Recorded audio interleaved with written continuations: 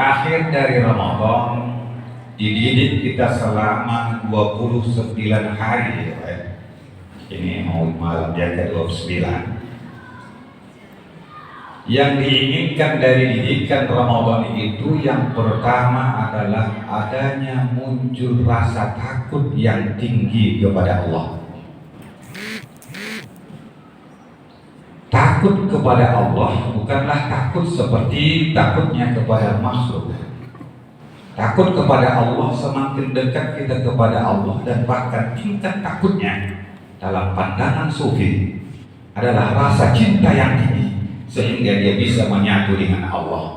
Sehingga apapun yang Allah inginkan, itulah yang dia lakukan. Dan kerinduannya untuk berdialog dan berkomunikasi dan terus dekat dengan Allah itu sangat tinggi sekali. Baik siang dan malam hanya Allah yang dia kenal. Lidahnya tidak pernah kering, hanya mengingat Allah Subhanahu wa ta'ala. Jadi yang pertama adalah mendidik kita menjadi orang yang takut. Takut kita kalau Ramadan ini ibadah kita tidak diterima. Takut kita zakat kita tidak diterima oleh Allah.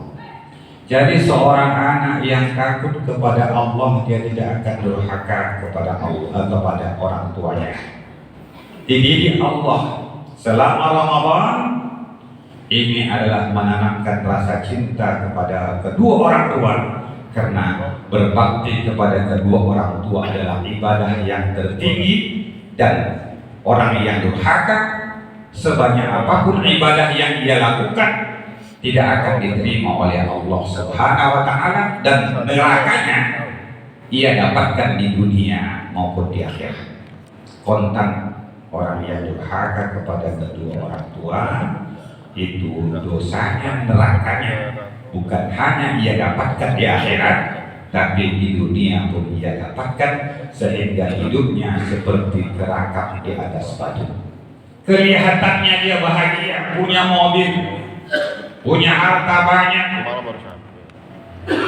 punya anak cantik-cantik, pendidikannya bagus, tapi karena kedurhakaannya kepada kedua orang tuanya, hidupnya keropos. Kelihatannya bahagia, tapi sesungguhnya dia menderita. Ada siksaan Allah dalam batinnya. Jadi oleh sebab itu di bulan Ramadan ini nanti setelah hari raya, siapa pertama kali yang kita jumpai? Kalau takut kita kepada Allah di hari raya, bahkan sebelumnya, yang pantas kita jumpai karena kita takut kepada Allah, yang pertama kali yang kita jumpai adalah ibu dan ayah kita. Ya, semoga kita bisa lakukan itu. Kalau seandainya ayah dan ibu kita tiada, apa yang harus kita lakukan? Rasulullah berikan bimbingan masih banyak yang harus dia kirimkan kepada orang tuanya. Kalau orang tuanya dulu setelah setiap hari raya dia belikan baju baru sama orang yang susah, dia niatkan untuk ibu dan ayahnya, maka itu juga sama pahala. Jangan dia bergembira sementara orang tuanya pada akhir dari Ramadan akan kembali kepada posisi awalnya. Kalau dia dulunya disiksa oleh Allah, dia akan kembali pada posisi disiksa. Kalau dia mendapatkan surganya Allah, dia akan ada surganya dari Allah. Ia inginkan bakti kepada dari anak-anaknya. Jadi alhamdulillah, semoga kita takut kepada Allah Subhanahu wa ta'ala. Suami yang takut kepada Allah tidak menyia-nyiakan istri dan anaknya. Bapak Ibu yang saya muliakan, seorang suami bisa durhaka karena istri. Seorang suami bisa durhaka kepada orang tuanya karena anaknya. Contohnya adalah pada masa Rasulullah SAW. Ada seorang sahabat Rasulullah, saya lupa namanya, dia sudah mau sakaratul maut. Dia adalah hafal Quran, bersama Rasulullah ikut berjuang di perang Badar.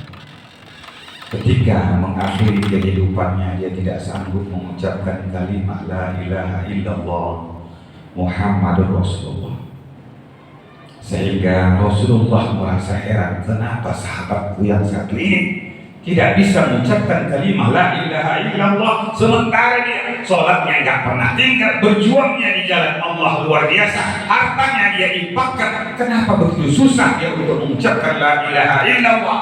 Maka ditanya, ternyata ibunya sakit hati. Gara-gara siapa? Gara-gara istrinya. Gara-gara istrinya.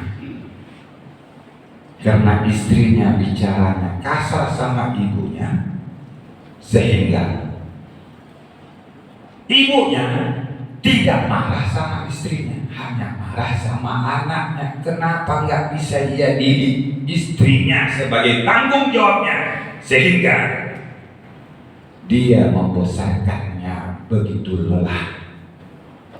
Setelah jadi kawin dengan dia, semua penghasilannya ia lupakan ibunya, maka ibunya merasa kecewa.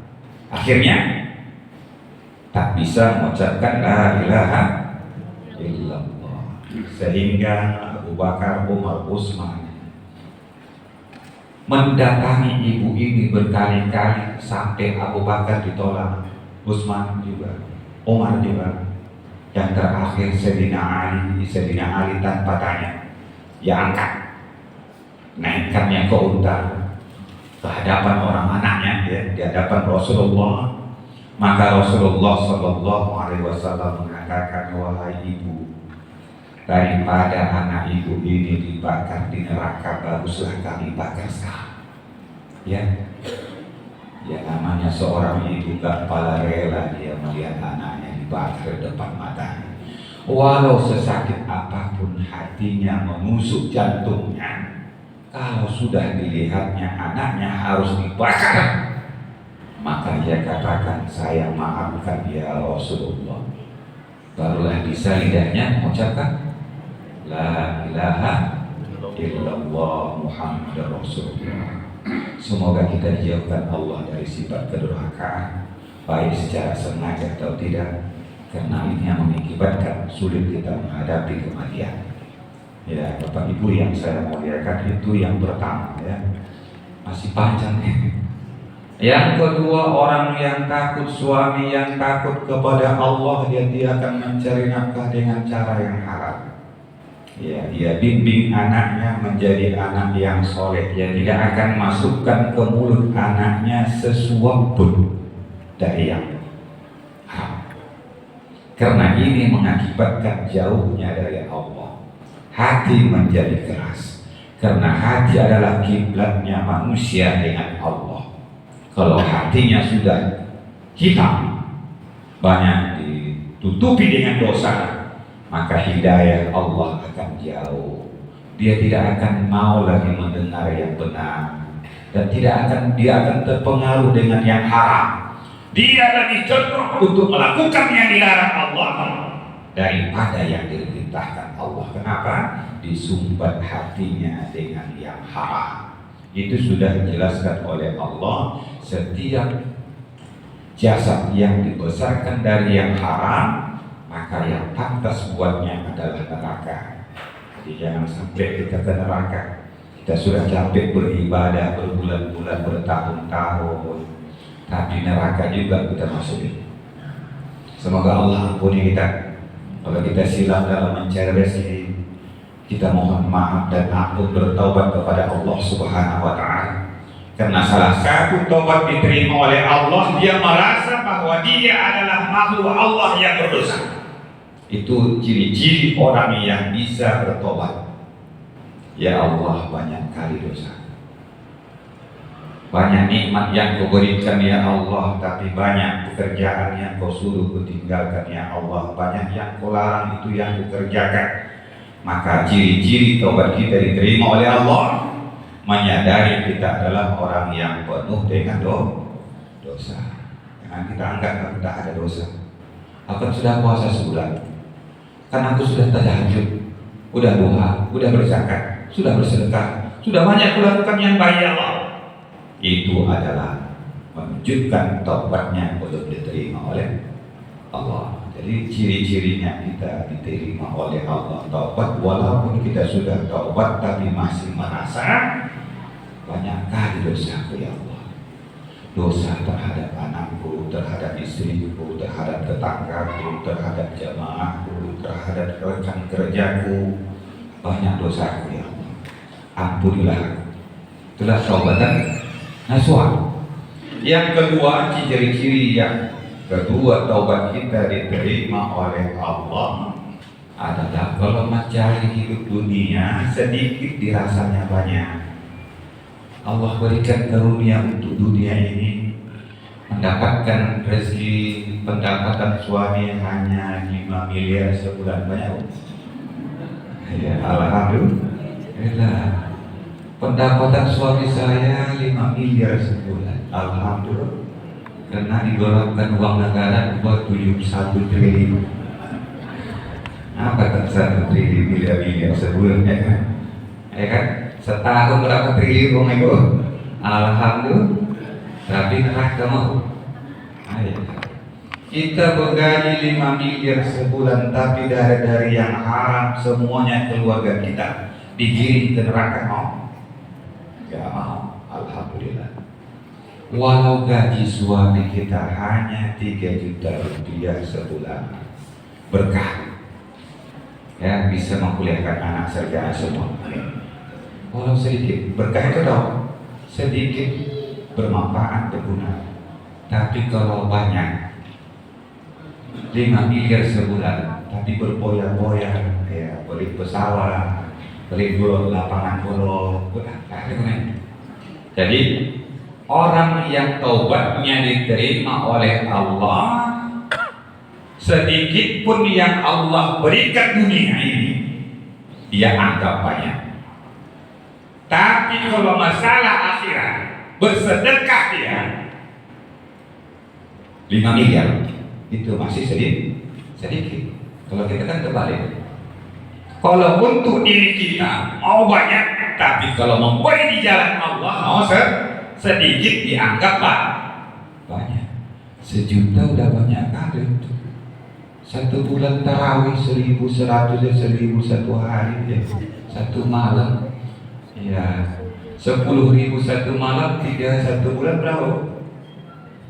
Baru 300. Pendapatan 6 juta, 20 juta sebulan, dapat THR 15 juta, diberikannya untuk Allah cuma 300.000. Masya, itu namanya taubat kita belum diterima Allah.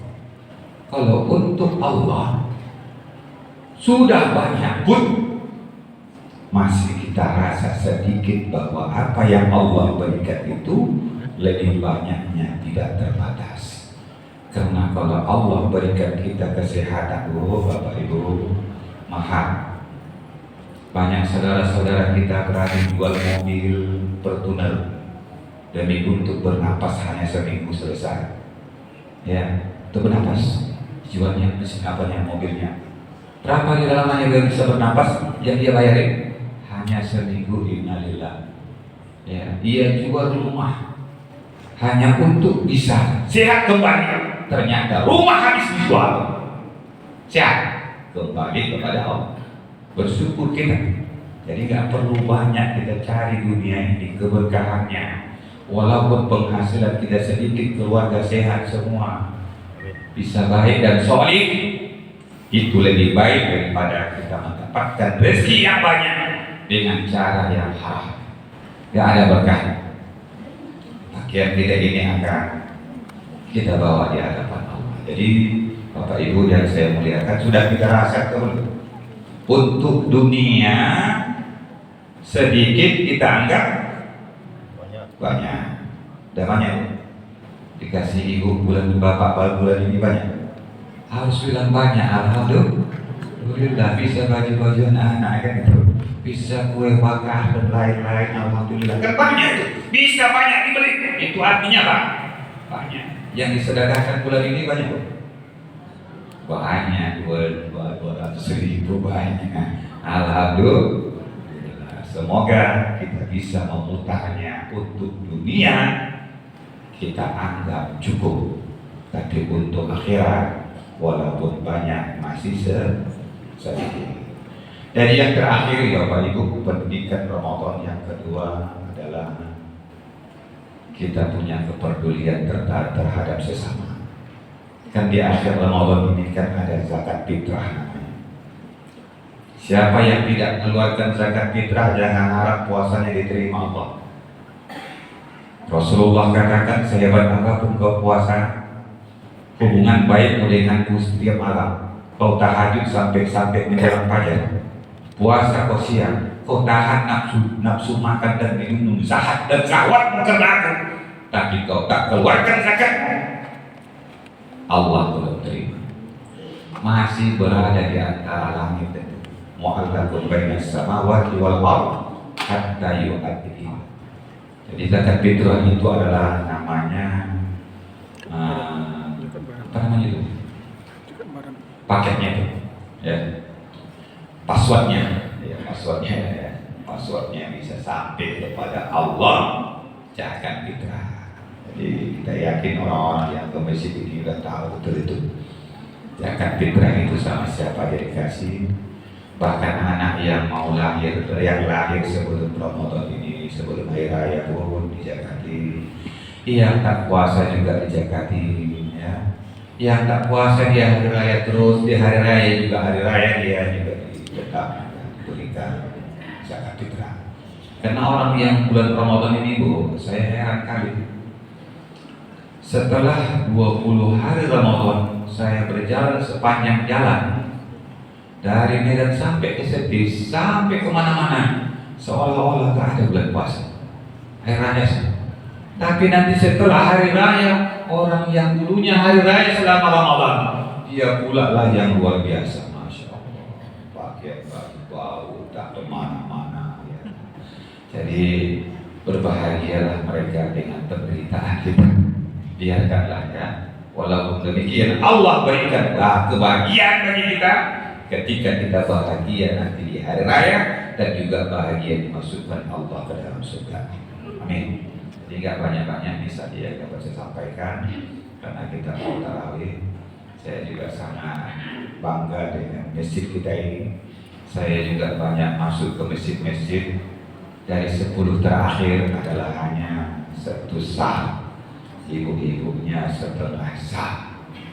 Jadi alhamdulillah soleh-soleh ini memang orang lingkungan kita. Semoga Allah berikan keberkahan. Karena Allah katakan ingin rezeki Allah berikan amanu wattaqu. Jadi kalau penduduk negeri kampung kita ini amanu wattaqu dan takwa, mau sholat berjamaah, la fatahna alaihim barakatin minas samawati wal ardh. Tapi Allah lanjutkan, walakin kadzabu, banyak yang tak mau, banyak yang mendustakan Allah, banyak yang tak mau ke masjid, banyak yang tak mau bersedekah. Apalagi fa'akhadnahum bima kanu yaksibun, dan lihatlah hidup mereka menderita. Ya, akibatnya itu apa? Imannya tak di mana, rasa takutnya sama Allah di mana. Akhirnya mereka Allah berikan penderitaan, menderita mengeluh sama kita. Alhamdulillah, ya kan? Alhamdulillah. Tetap kita bantu, mereka adalah saudara kita. Walaupun dia nggak pernah ke masjid, berikan zakat fitrah sama dia. Ada juga sebagian masjid tak mau masjid. Kenapa nggak dikasih? Tak pernah sholat dia.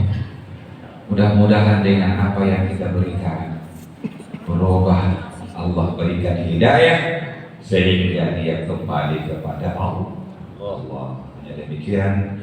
Wabillahi taufiq wal hidayah. Assalamualaikum warahmatullahi wabarakatuh. Waalaikumsalam.